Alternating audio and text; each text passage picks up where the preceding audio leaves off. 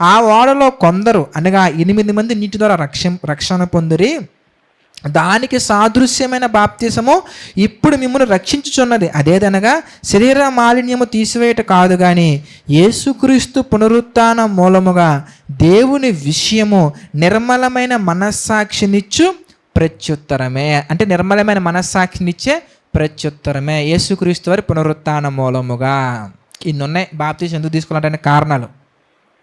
ఇంకా చూద్దాం, ఇంకా ఉన్నాయి. అదేంటి ఇంతకీ? యోహాను సువార్త 3వ అధ్యాయం మనం చూద్దాం. యోహాను సువార్త 3వ అధ్యాయము 3వ అధ్యాయం 5వ వచనం మనం చూద్దాం. యోహాను సువార్త 3వ అధ్యాయం 5వ వచనం. యేసు ఇట్లా అన్నాడు, ఏమని ఇంతకీ?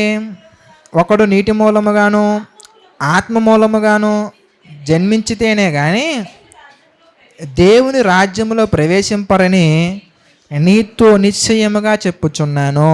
అంటే నీటి మూలంగా జన్మించడం అంటే ఇందుక మనం చూసాం కదా, తీతుకు పత్రిక 3:5లో పునర్జన్మ సంబంధమైన స్నానం అంటే మరలా జన్మించటం. సో అనగా బాప్తీసం తీసుకోండి. ఇది దేనికయ్యా? ఎంతకనగానే దేవుని రాజ్యంలో ప్రవేశించడానికి. దేవుని రాజ్యం అంటే ఏంటి ఇంతకీ? దేవుని రాజ్యం అంటే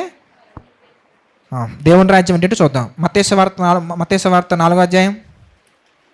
మత్తయి సువార్త 4వ అధ్యాయం 17వ వచనం. అప్పటి నుండి యేసు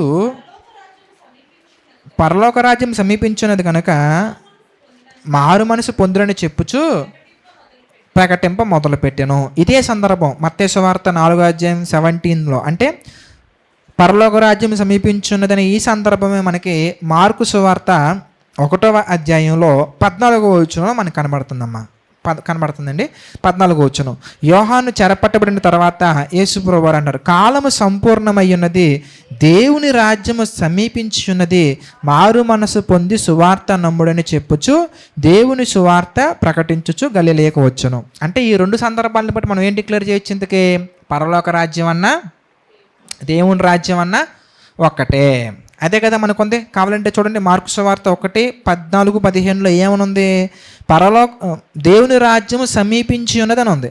అదే సందర్భం మనకి మత్తయి సువార్త 4:17లో ఏమనుంది? పరలోక రాజ్యం సమీపించి ఉన్నది. అంటే దేవుని రాజ్యం అన్నా పరలోక రాజ్యం అన్నా రెండు ఒక్కటే. అదేవిధంగా మనం గమనించినట్లయితే కనుక మరి కొలస్సీలకు రాసినటువంటి పత్రిక, కొలస్సీ పత్రిక 1వ అధ్యాయం మనం చూస్తే, కొలస్సీ పత్రిక 1వ అధ్యాయం మనం చూస్తే 1వ వచనం మనం చూద్దాం. కొలస్సీ పత్రిక 1వ అధ్యాయం 1వ వచనం మనం చూస్తే ఏమనుంది? కొలస్సీలో ఉన్న పరిశుద్ధులకు అనగా క్రీస్తునందు విశ్వాసులైన సహోదరులకు. ఎవరికి రాస్తున్నాడు ఈ పత్రిక? ఎవరికి రాస్తున్నారంటే కొలస్సీలో ఉన్నటువంటి అందరికా? పరిశుద్ధులకి. పరిశుద్ధులు అంటే ఎవరింతకి? క్రీస్తునందు విశ్వాసం ఉంచినటువంటి వారికి అనగా క్రీస్తుని అంగీకరించినటువంటి వారికి వాళ్ళకి రాస్తున్నారనమాట. ఏమని రాస్తున్నారు? ఎందుకని మనం అలా చదువుకుంటూ వస్తే ఏమనుంది? ఎందుకంటే 13వ వచనం మనం చూద్దాం. 13వ వచనం మనం చూస్తే, ఆయన మనలను అంధకార సంబంధమైన అధికారములో నుండి విడుదల చేసి తాను ప్రేమించిన తన కుమారుని యొక్క రాజ్య నివాసులుగా చేసెను. అంటే దాని అర్థం ఏంటి? ఇంతకీ పరిశుద్ధులు అనగా ఎవరు? ఇంతకనగానే దేవుని యొక్క రాజ్య నివాసులు. ఇంకా స్పష్టంగా మీకు అర్థం కావాలంటే కనుక కొరింథీయులకు రాసిన మొదటి పత్రిక మనం చూద్దాంరా. కొరింథీయులకు రాసిన మొదటి పత్రిక 1వ అధ్యాయం మనం చూద్దాం. కొరింథీయులకు రాసిన మొదటి పత్రిక 1వ అధ్యాయము 2వ వచనం చూద్దాం. 2వ వచనం చూడండి ఏమన్నది అక్కడ? కొరింథీలోనున్న దేవుని సంఘమునకు, అంటే కొరింథీలోనున్న దేవుని సంఘమునకు అనగా ఎవరింతకి దేవుని సంఘం అంటే? క్రీస్తు యేసునందు పరిశుద్ధపరచబడిన వారై పరిశుద్ధులుగా ఉండుటకు పిలువబడిన వారికి. అంటే ఎవరింతకి సంఘం అంటే? పరిశుద్ధులు, పరిశుద్ధపరచబడినటువంటి వారు. ఆ సంఘం గురించే కొలస్సీ పత్రికలో ఏమని రాయబడింది? ఎందుకంటే వాళ్ళందరూ ఎవరింతకి? రాజ్య నివాసులు. ఏ రాజ్య నివాసులు? ఇంతకీ దేవుని రాజ్య నివాసులు. ఇంకా స్పష్టంగా ఒక్క మాటలో మనకు అర్థమయ్యే విధంగా పేతురు గారు రాసిన మొదటి పత్రికలో 2వ అధ్యాయంలో 9వ వచనంలో మనకు రాయబడింది. చూడండి, పేతురు గారు రాసిన మొదటి పత్రిక 2వ అధ్యాయం 9వ వచనం. పేతురు గారు రాసిన మొదటి పత్రిక 2వ అధ్యాయం 9వ వచనం. అయితే మీరు చీకటిలో నుండి ఆశ్చర్యకరమైన తన వెలుగులోనికి మిమ్మును పిలిచిన వాని గుణాతిశయములను ప్రచురము చేయు నిమిత్తము ఏర్పరచబడిన వంశమును, రాజులైన యాజక సమూహమును, పరిశుద్ధ జనమును, దేవుని సొత్తైన ప్రజలనై ఉన్నారు. చూసారా, మీకు అర్థమైందా? అంటే దాని అర్థం ఏంటి? ఇంతకీ రాజ్య నివాసులు అనగా యేసుక్రీస్తు వారి రాజ్యం అనగా ఒక్క మాటలో చెప్పాలంటే దేవుని రాజ్యం అన్నా, పరలోక రాజ్యం అన్నా, క్రీస్తు రాజ్యం అన్నా, సంఘం అన్నా ఒక్కటే. ఇప్పుడు మనం దేవుని రాజ్యంలోకి వెళ్తున్నాడు, దాని అర్థం ఏంటి? ఎందుకంటే సంఘంలోకి వెళ్తున్నామని. అంటే సంఘం అంటే ఏంటి? ఎందుకు జేసీ చర్చ్ అని కాదు, లేదంటే బాప్టిస్ట్ చర్చ్ అని కాదు, లేదంటే ఒక చర్చ్ ఏదో చర్చ్ అని కాదు. సంఘం అనగా ఎవరెంతకి డెఫినేషన్ ఇచ్చారు పౌలు గారు, ఏమని? కొరంతిలో ఉన్న దేవుని సంఘమునకు అనగా.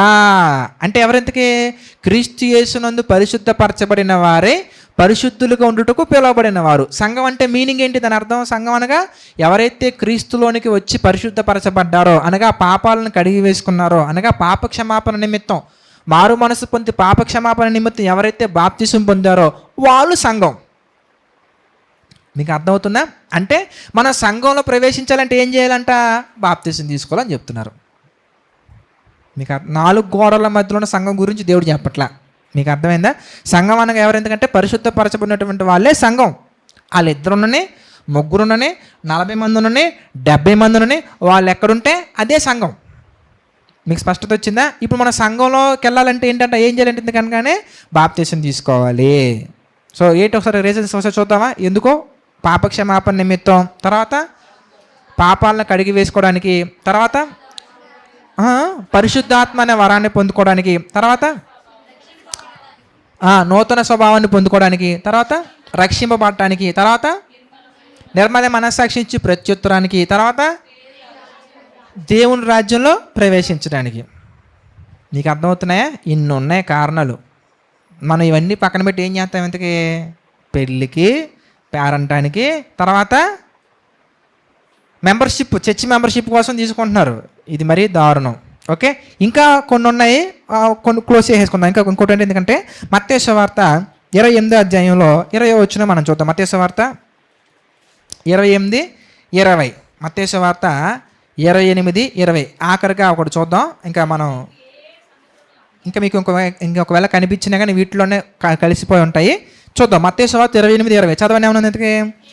నేను మీకు ఏ ఏ సంగతులను ఆజ్ఞాపించితునో వాటన్నిటిని గైకొన్న వలన వారికి బోధించుడి. ఏంటవి ఇంతకీ? ఏ ఏ సంగతులు అనగానే 19వ వచనం కూడా మనం చూద్దాం. 19వ వచనం మనం చూస్తే, కాబట్టి మీరు వెళ్ళి సమస్త జనులను నాకు శిష్యులుగా చేయండి, తండ్రి యొక్కయు కుమారుని యొక్కయు పరిశుద్ధాత్మ యొక్క నామములోనికి వారికి బాప్తిస్మం ఇచ్చుచు నేను మీకు ఏ సంగతులను ఆజ్ఞాపించుతునో అది. అంటే బాప్తిస్మం తీసుకోవాలనేది ఏంటి? ఇంతకీ ఆజ్ఞ. ఇంకా స్పష్టంగా అపోస్తుల కార్యాలు 10వ అధ్యాయంలో 48వ వచనంలో మనకు కనబడుతుంది. అపోస్తుల కార్యాలు 10:48. యేసుక్రీస్తు నామమందు వారు బాప్తిస్మము పొందవాలనని ఆజ్ఞాపించెను. అంటే బాప్తిసం పొందాలనేది ఏంటి? ఇంతకీ ఆజ్ఞ అతిక్రమం ఏమవుతుంది? ఇంతకీ పాపం అవుతుంది. కాబట్టి ప్రతి ఒక్కరూ కూడా బాప్తిసం తీసుకోవాల్సినటువంటి అవసరత ఉంది. ఇవి కారణాలు ఎందుకు బాప్తిసం తీసుకోవాలనే దానికి మీ అందరికి కూడా అవగాహన వచ్చిందని నేను మనస్ఫూర్తిగా భావిస్తున్నాను. ఓకే, ఇవి చాలా రీజన్స్ ఉన్నాయి. అందులో అన్నీ కవర్ అయ్యే విధంగా నేను ప్రభు కృపను బట్టి డిజైన్ చేసి చెప్పడం జరిగింది. సో ఇంకా మనం ఆలోచించినట్లయితే నెక్స్ట్ పాయింట్లోకి మనం వెళ్దాం. నెక్స్ట్ ప్రశ్న ఇంతకీ బాప్తిసం అనేది ఎలా తీసుకోవాలి? ఎందుకు తీసుకోవాలో స్పష్టత వచ్చింది అనుకుంటున్నా. ఎలా తీసుకోవాలి? ఎందుకనగా చాలా ఉన్నాయి. మరి స్టార్టింగ్లో మనం చూసాం కదా, టైం వేస్ట్ వాటి గురించి మాట్లాడుకోవటం.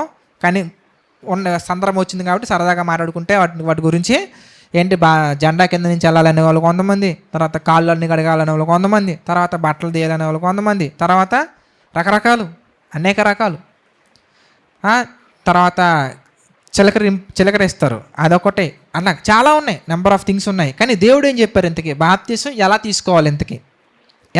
ఇంతకీ యోహాను సువార్తలో మనం చూద్దాం. యోహాను సువార్తలో మనం చూస్తే మనకి ప్రతిదానికి జవాబు ఏమవ్వాలి? ఎందుకంటే వాక్యాలు అవ్వాలి. అంటే సమాధానం మనకి ఏమవ్వాలి? ఎందుకనగానే వాక్యం అవ్వాలి. మాటలు కాదు, నోటి మాటలు కాదు, వాక్కులు కాదు, దేవుని వాక్యం అవ్వాలి. సో యోహాను సువార్త 3వ అధ్యాయం మనం చూస్తే 23వ వచనం మనం చూద్దాం. యోహాను సువార్త 3వ అధ్యాయము 23వ వచనం మనం చూస్తే, సలీము దగ్గరనున్న ఐనోనను స్థలమున నీళ్లు విస్తారముగా ఉండెను కనుక యోహాను కూడా అక్కడ బాప్తిస్మం ఇచ్చుచూ ఉండెను.